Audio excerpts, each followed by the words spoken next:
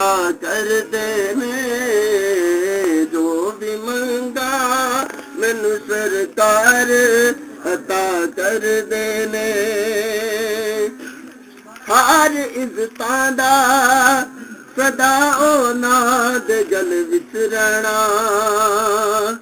हर इज्जतां दा सदा औलाद गल विच रहना। उन्हां खुशबख्तां दा ना मर के भी जिंदा रहना, जेड़े आका दी सना करदे ने जो भी मंगा मैनू सरकार अता कर देने।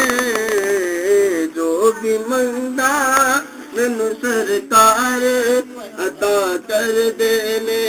अपने मंगते नाल प्यारा का बड़ा कर देने। जो भी मंगा मैनू सरकार अता कर देने। जो भी मंगा मैनू सरकार अता कर देने। जो भी मंगा मैनू सरकार अता कर देने। जो भी मंगा मैनू सरकार अता कर देने। अपने मंगते नाल प्यारा का बड़ा कर देने। जो भी मंगा मैनू सरकार अता कर देने। जो भी मंगा मैनू सरकार अता कर देने। तुफां दा नी डर मैनू कर देने। बिस्मिल्लाहिर्रहमानिर्रहीम। अस्सलाम वालेकुम दोस्तों और बुजुर्गों, नाजरीन तुहाडे सामने मैं अगली वीडियो दे नाल हाज़र हाँ। काफ़ी दोस्तों का इसरार सी कि मसाने दे बारे जरा ना सानू मुगल्लज़ दे बारे वीडियो दिओ, जिहड़ी कि कतरियां ने भी बेहतर करे और मसाने ने भी बेहतर करे और जरियान के मसले ने भी ठीक करे। और उम्मीद है इंशाल्लाह तुहानू वीडियो भी अच्छी लगेगी। तुसीं लाइक करो, शेयर करो, सबसक्राइब करना बिल्कुल नहीं भूलना। और यह जो तुहानू मैं दिखा रहा तुहाडे सामने यह मुगल्लज़ है, बनया होया मुगल्लज़ है, पीसिया होया। और इस दे अंदर जिहड़ियां शामिल चीज़ां ने वो मैं तुहानू दसना वा। और उन्हें मैं लिख के भी वीडियो के एंड ते या वीडियो के शुरू ते तुहानू दिखा भी देंगा। शायद तुसीं देखियां होणगियां वीडियो के शुरू तो ही। तो इंशाल्लाह इस दे नाल बहुत ही बेहतरीन और बड़ा ज़बरदस्त फायदा होएगा। यानी कि मसाने नूं ताकत भी मिलेगी, इहदे नाल कतरे भी रुकणगे और इस दे नाल पेशाब की जलन भी इंशाल्लाह बेहतर होएगी।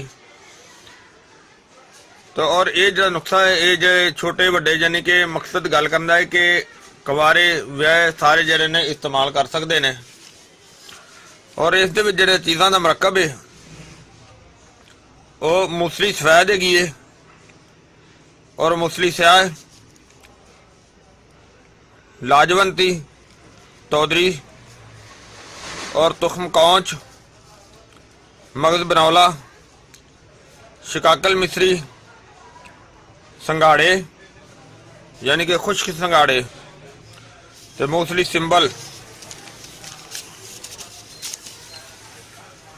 मूसली सिंबल तो अगे जनाब ताल मखाना, तो तुखम बामिया, बामन सुरख, तो बामन सफेद, सालब मिस्री और सालब पंजा। ये जिहड़ियां सारियां चीज़ां ने इन्हां सारियां चीज़ां दा वजन सिर्फ एक एक तोला लेना है। और इस दे विच मिस्री जिहड़ी है कुजा मिस्री वो 5 तो 7 तोले दे अंदर शामिल करनी है। इन्हां सारियां चीज़ां दा पाउडर बनाना है। वो पाउडर बना के आधा चम्मच सुबह शाम खाना खाने तो पहले निहार मुँह उबले हुए ठंडे दुध नाल 1 गिलास दुध दा होए तो उस दे नाल इस्तेमाल करना है।